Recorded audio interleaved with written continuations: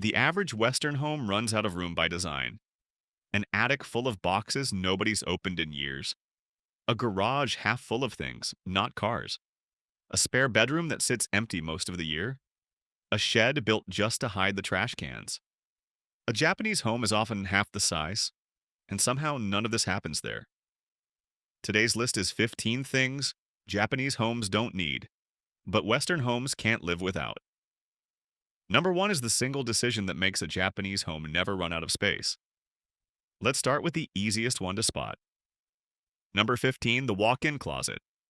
A walk-in closet sounds like a luxury, but really it's just wasted space with a nice name. New homes in the US now average over 2,000 square feet. A big piece of that is just a room for hanging shirts. Japan solves this differently. The closet is built straight into the wall, floor to ceiling, sliding doors. No extra room needed. Why? Because space is tight so nothing gets wasted. What is it? A closet that's part of the wall, not a room of its own. How does it work? Builders plan it in from day one, just like a window. But here's the interesting part. A small Tokyo apartment can hold a whole family's wardrobe behind two sliding doors. No extra square footage, no extra cost. In the West, that same storage adds real money to a house. One is a room, the other is a wall, doing its job. That's number 15. Number 14, the mudroom. In the US, building a mudroom costs around $12,000, sometimes more. That's a whole new room just to take off your shoes. Japan never needed to add one. Every home already has a small drop-down entry near the door. The floor dips a few inches. A shoe cabinet sits built into the wall. Why? Because keeping dirt out matters that much.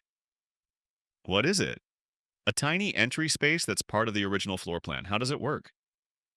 The lower floor and the cabinet get built in from the start, not added later. Now think about that.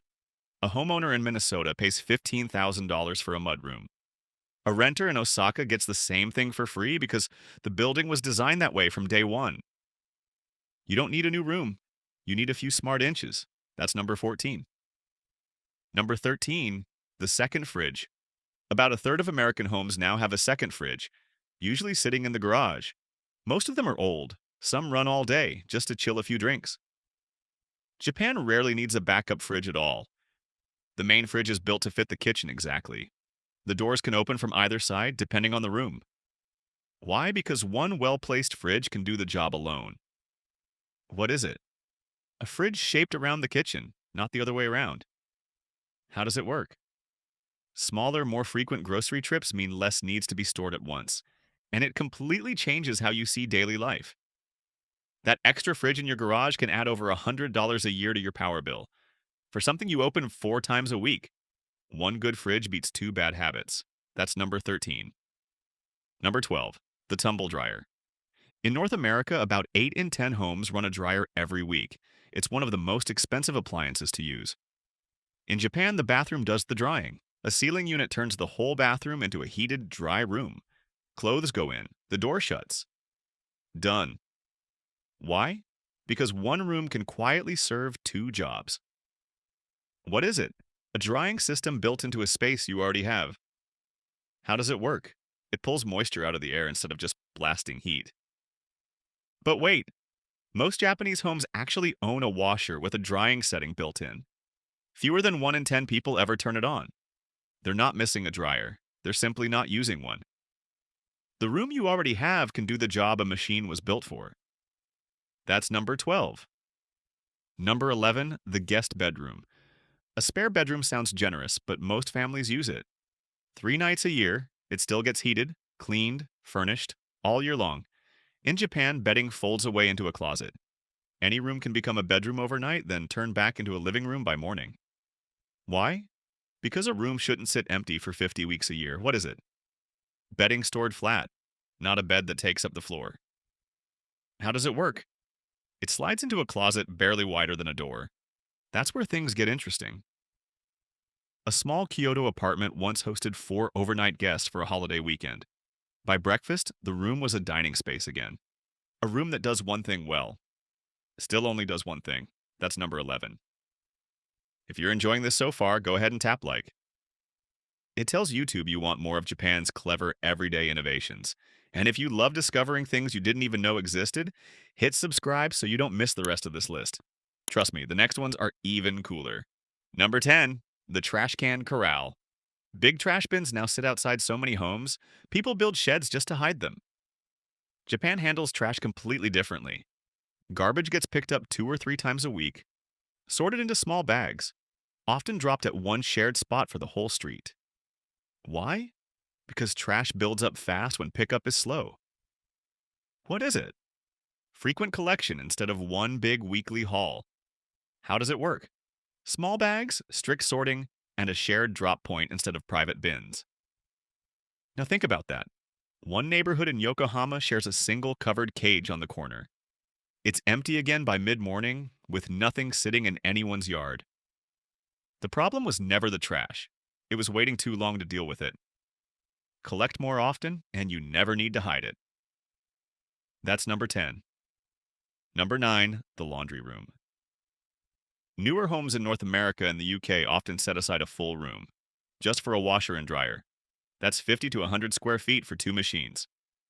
In Japan, the washer fits into a slim, built-in nook, sometimes hidden behind a sliding panel near the bathroom or kitchen. Why? Because 2 appliances don't need a whole floor plan. What is it? A built-in space sized to the machine, not a spare room. How does it work? It's planned and plumbed in during construction, not added on later. And this is where things get interesting.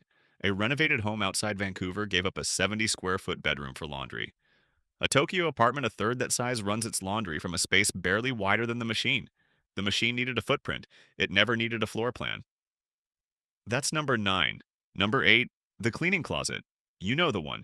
Vacuum jammed in sideways. Bottles falling every time you open the door. It's almost never actually big enough. In Japan, the cleaning space is custom built, shaped exactly around a vacuum, a mop, and a few supplies instead of whatever room was left over. Why? Because tools fit better when the space is built for them. What is it? A narrow, purpose-built slot, not a leftover corner. How does it work? It's measured and built during construction, around real tools, not guesswork. But wait, a homeowner in Leeds keeps cleaning supplies in an old coat closet, vacuum on its side, bottles tipping constantly. Most cleaning closets aren't too small. They were never really closets at all. That's number 8. Number 7, the wardrobe. Plenty of older homes in the UK have no bedroom closet at all. So people buy a wardrobe to fill the gap. It's a whole piece of furniture just to make up for bad design. In Japan, the closet is already built in, floor to ceiling, sliding doors. Standard even in tiny apartments. Why? Because every bedroom should already have storage. What is it? A built-in closet, not a separate piece of furniture. How does it work? It's part of the wall so it never needs to be bought, moved, or replaced. Here's what most people don't realize. A renter in London once spent £400 on a flat-pack wardrobe just because their bedroom never had a closet. Build the closet in and the furniture store loses a sale. That's number 7. Number 6, the remote basket. TV, soundbar, streaming box, air conditioner. Most living rooms now juggle 4 or 5 remotes. So people buy a basket just to corral them. In Japan, the coffee table already has a drawer for that, built right into the furniture, sized for small electronics from the start. Why? Because furniture should hold what you actually use. What is it? A drawer designed into the table itself. How does it work? It's part of the build, not an extra purchase later. Now think about that. A living room in Sydney has a basket on the table holding 5 remotes. None of them work once the basket gets bumped. The clutter was never the remotes. It was a table with no storage at all. That's number 6. Number 5, the power strip. Not enough wall outlets pushes most homes toward power strips and tangled extension cords. And this is more than just annoying. Experts say over 3,000 home fires a year start exactly there, killing around 50 people every single year. Japan plans outlets room by room before the walls even go up. Why? Because where you sit and where you plug in should match. What is it? Outlets built into walls and furniture, placed on purpose. How does it work? Builders map outlet spots to furniture before construction ever finishes, and that single detail reshapes the entire experience. A home theater setup in Calgary runs 4 power strips chained together. The cords alone are thick enough to trip on. Wire it for how the room is actually used, and the strip disappears completely. That's number 5. Number 4, the kitchen counter. Walk into most Western kitchens and the counter isn't empty. It's a parking lot for appliances. Toaster, blender, air fryer, all sitting out, all the time. In Japan, small appliances slide into a built in shelf with its own little fan built in to clear away the heat. Why? Because counters should stay clear for actual cooking. What is it? A pull out shelf built into the cabinet, not the open counter. How does it work? You slide it out to use it, then push it back in when you're done. But wait, a kitchen in Brisbane has 6 small appliances lined up along the backsplash. Barely a foot of counter is left to cook on. Build the appliance a home, and the counter gets its job back. That's number 4. Number 3, the basement. Across the US, Canada, and the UK, basements quietly become storage floors. You pay to build it, you pay to heat it, and it just holds boxes. Japan skips the basement almost entirely. Instead, a small hatch in the kitchen floor opens to a tiny storage space below the house. Why? Because most homes don't need an entire extra floor. What is it? A built-in hatch, not a finished basement. How does it work? It's part of the foundation sized for a few boxes, not a household's overflow. A closer look tells a different story. A house outside Denver has a finished basement that costs almost as much to heat as the floor above it. Mostly it holds things nobody remembers owning. One is a floor of the house, the other is barely a foot of it. That's number 3. Number 2, the router mess. The modem. The router. A pile of tangled cables. Usually sitting out, blinking for everyone to see. Most Western homes were never wired with a hidden spot for any of it.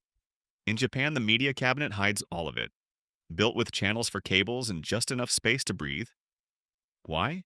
Because not every piece of equipment needs to be on display. What is it? A cabinet built to hold and hide tech equipment properly. How does it work? Cable paths and airflow get planned into the furniture itself. Now think about that. A living room in Toronto has a router sitting on top of a bookshelf. Cables run down the wall like vines. Every system on this list does the same thing to a different object. That's number 2. And here's the one that explains them all. Number 1, the self-storage unit. Here's the number everyone needs to hear. The self-storage industry in the US makes over $50 billion a year. More locations than McDonald's, Starbucks, and Subway combined. 1 in 10 American households now pays rent, just to store things their own home couldn't. Japan never needed an industry like this. Storage isn't something bought after the house is built. It's built into the house itself from the very first drawing. Why? Because every item on this list comes from one single decision. What is it? Closets, hatches, panels, and shelves, all planned from the very start. How does it work? Builders design for storage first instead of fixing the problem later, room by room. And this changes everything. A family in Phoenix pays $140 a month for a storage unit, holding a treadmill, old furniture, and decorations. All of it together is smaller than a single built-in Japanese closet. The self-storage industry isn't solving a shortage of space. It's profiting from a decision made years before anyone moved in. A house with nowhere to put things isn't finished. It's just been sold that way. That's number 1. If you want to keep discovering the smartest ideas Japan has to offer, hit like and subscribe. Don't forget to check out the next video on your screen. It's loaded with even more jaw-dropping ideas you won't believe exist.